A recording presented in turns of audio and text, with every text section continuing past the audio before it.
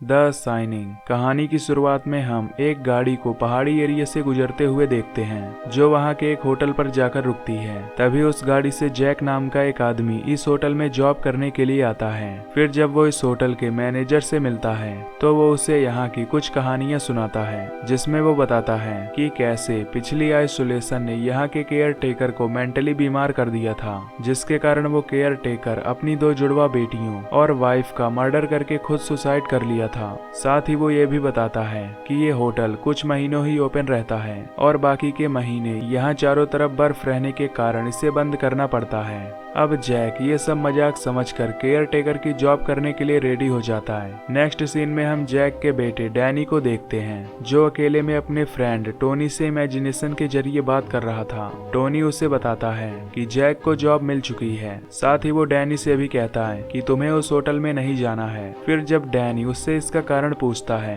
तब वो उसे एक विजुअल दिखाता है जिसमें बहुत सारा ब्लड और जुड़वा लड़कियां दिखाई देती हैं। ये सब देखकर डैनी काफी ज्यादा डर जाता है। वहीं डैनी की मॉम डॉक्टर से बता रही होती हैं कि कैसे एक बार जैक ने गुस्से में आकर डैनी का हाथ फ्रैक्चर कर दिया था और तब से डैनी अपने इमेजिनरी फ्रेंड से बात करने लग गया था। इसके बाद जैक अपनी फैमिली के साथ होटल में पहुंच जाता है जहां उसे होटल का मैनेजर चेफ से मिलवाता है, क्योंकि चेफ जैक को यहाँ के सभी कामों को बताने वाला था। फिर जब चेफ जैक से बात कर रहा होता है तो वहाँ डैनी चेफ से टेलीपैथिक तरीके से बात करने लगता है। चेफ ये सब सुनकर हैरान होता है। फिर वो डैनी को बताता है कि वो भी अपनी दादी से ऐसे ही घंटों बात किया करता था। इसके बाद डैनी चेफ को अपने फ्रेंड टोनी के बारे में बताता है और उससे रूम नंबर 237 के बारे में पूछता है। इस पर चेफ काफी शॉक्ड होता है और उससे कहता है कि तुम उस रूम से दूर ही रहना। अब अगले दिन डैनी और उसकी मॉम एक बहुत बड़े मेज में घूम रहे होते हैं।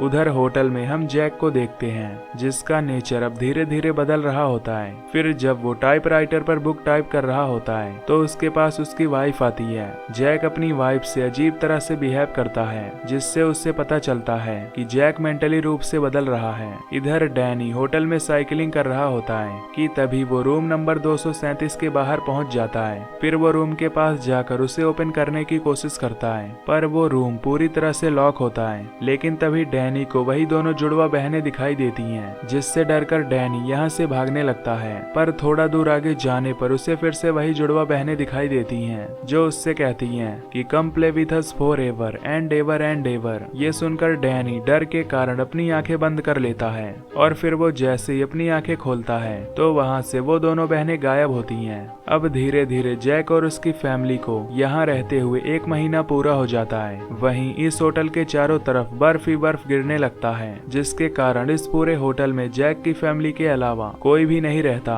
इसके बाद डैनी अपने डैड जैक के पास जाता है और उनसे पूछता है कि क्या आप मुझे और मॉम को कभी नुकसान पहुंचाओगे। इस पर जैक उससे कहता है कि नहीं, मैं तुमसे बहुत प्यार करता हूँ, इसीलिए मैं तुम्हें नुकसान नहीं पहुंचा सकता। ये सुनकर डैनी होटल में खेलने के लिए चला जाता है।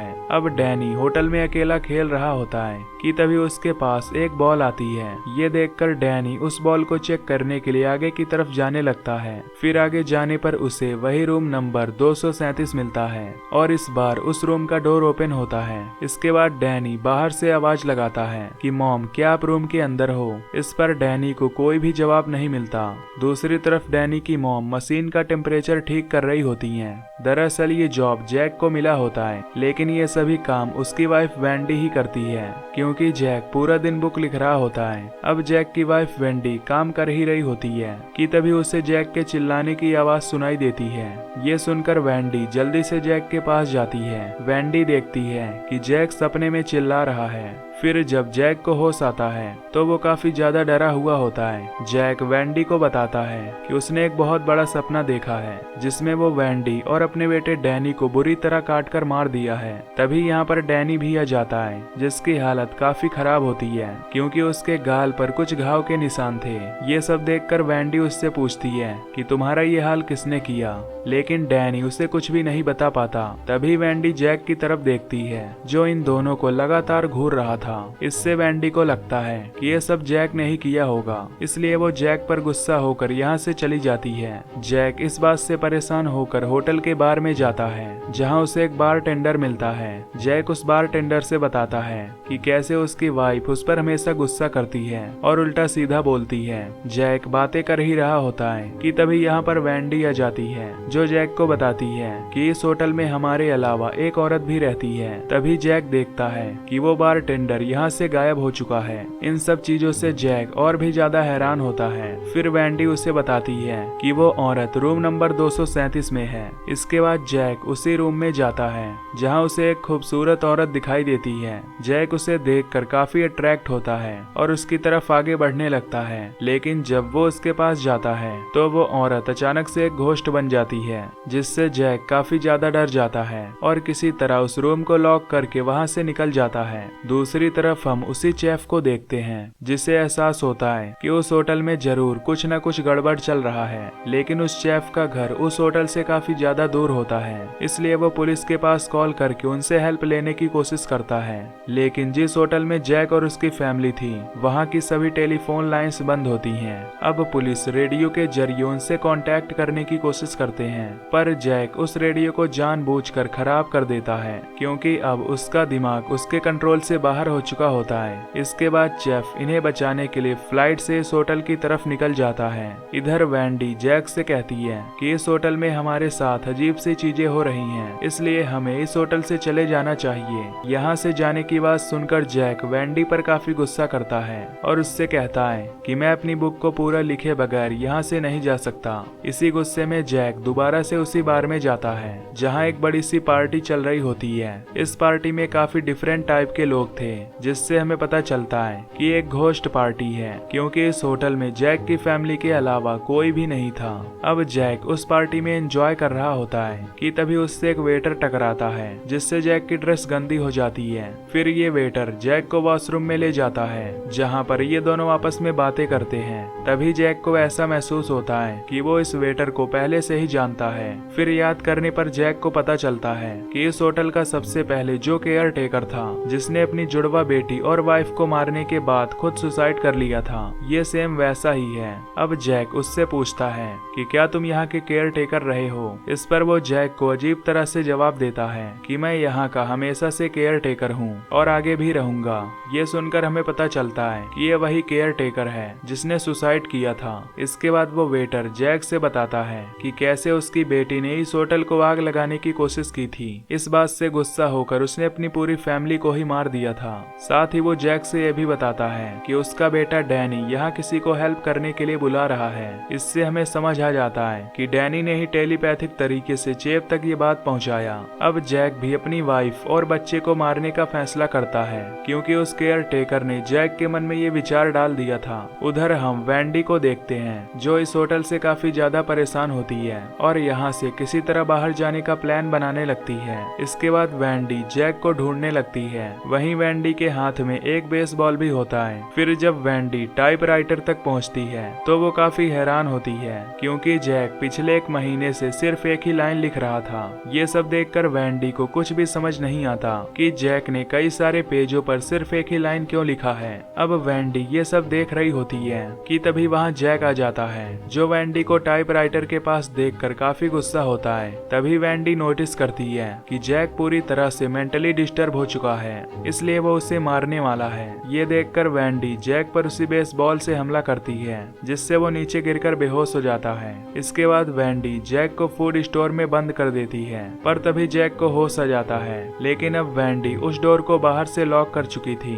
फिर वैंडी जैक से कहती है कि मैं डैनी के साथ यहाँ से जा रही हूँ। ये सुनकर जैक पागलों की तरह हंसता है और उससे कहता है कि तुम कहीं नहीं जा सकती। इसके बाद वैंडी बर्फ पर चलने वाली गाड़ी के पास जाती है, जहाँ उसे पता चलता है कि ये गाड़ी पूरी तरह से खराब हो चुकी है। साथ ही वहाँ पर रखा रेडियो भी खराब होता है, जिससे उसे समझ आ जाता है कि ये सब जैक ने ही किया है। इन सब चीजों से हैरान होकर वैंडी वापस से रूम के अंदर जाकर सो जाती है। तभी उस रूम में डैनी आता है, जिसके ऊपर अब टोनी का वश हो चुका होता है। इसके बाद डैनी एक चाकू लेकर अपनी मॉम से कहता है कि रेड ड्रम यानी मर्डर का उल्टा। ये सुनकर वैंडी की आंखें खुल जाती हैं। फिर वो मिरर में देखती है कि एक डोर पर मर्डर लिखा हुआ है है, लेकिन जब वो डोर की तरफ डायरेक्टली देखती है तो उस पर रेड ड्रम लिखा हुआ होता है। इससे वैंडी समझ जाती है कि डैनी उसे खतरे के बारे में बता रहा है। उधर जैक उसी केयर टेकर के घोस्ट से बात कर रहा होता है, जहाँ केयर टेकर जैक से कहता है कि तुम अपना काम सही से नहीं कर पा रहे हो। इस पर जैक उससे कहता है कि मुझे एक मौका और दो। तभी वो डोर ओपन हो जाता है। इसके बाद जैक एक कुल्हाड़ी लेकर वैंडी के रूम के डोर को तोड़ने लगता है। ये सब देखकर वैंडी डैनी को लेकर वॉशरूम में चली जाती है। फिर वैंडी डैनी को वॉशरूम के विंडो से बाहर भेजने की कोशिश करती है। अब डैनी किसी तरह उस विंडो से बाहर निकल जाता है, लेकिन वैंडी उस विंडो से बाहर नहीं निकल पाती क्योंकि वो विंडो काफी ज्यादा छोटी थी। इधर जैक रूम के डोर को तोड़कर अंदर चला जाता है। फिर जब उसे पता चलता है कि वैंडी वॉशरूम में छिपी हुई है तो वो वॉशरूम के डोर को तोड़ने लगता है। इसके बाद जैक वॉशरूम के डोर को तोड़कर लॉक खोलने की कोशिश करता है। वैंडी ये सब देखकर बहुत ज्यादा डर जाती है। अब वैंडी के हाथ में वही चाकू होता है जो उसे डैनी ने दिया हुआ था। फिर वैंडी उसी चाकू से जैक पर हमला करती है। तभी हम बाहर किसी गाड़ी की आवाज को सुनते हैं जो उसी चेफ की होती है। इधर जैक को जब उस गाड़ी की आवाज सुनाई देती है तो वो वैंडी को छोड़कर सीधा उस गाड़ी को देखने जाने लगता है। तभी जैक को होटल में चेफ दिखाई देता है, इसलिए वो अपनी कुल्हाड़ी से चेफ पर हमला कर देता है, जिससे वो चेफ बुरी तरह मारा जाता है। अब चेफ को मारने के बाद जैक डैनी को मारने के लिए जाता है जो कि बर्फ में भाग रहा था। इसके बाद डैनी उसी मेज यानी भूल भुलैया के अंदर चला जाता है जो उस होटल के करीब ही था। फिर जैक डैनी के कदमों के निशान को फॉलो करते हुए उसका पीछा करने लगता है। तभी डैनी इस बात को समझ जाता है, इसलिए वो अपने कदमों के निशान को मिटाकर वहीं पर छिप जाता है। अब जैक उसे जोर जोर से बुलाने लगता है। उधर होटल के अंदर वैंडी को बहुत सारे घोस्ट दिखाई देते हैं, जिससे डर कर वो उस होटल से बाहर निकलने लगती है। इधर डैनी मौका पाकर मेज से बाहर आ जाता है, पर जैक अभी भी उस मेज में भटक रहा होता है। बाहर आने के बाद डैनी वैंडी से मिलता है। फिर ये दोनों चेफ की गाड़ी लेकर यहाँ से निकल पड़ते हैं। उधर जैक उसी मेज में फंसकर ठंड के कारण जम जाता है, जिससे उसकी वहीं पर मौत हो जाती है। और इसी के साथ ये मूवी यहीं पर एंड हो जाती है। तो अगर आपको ये एक्सप्लेनेशन पसंद आई हो तो वीडियो को लाइक और चैनल को सब्सक्राइब कर देना। बाकी मैं मिलूंगा आपसे अगली वीडियो में। Till then take care, love you, bye bye.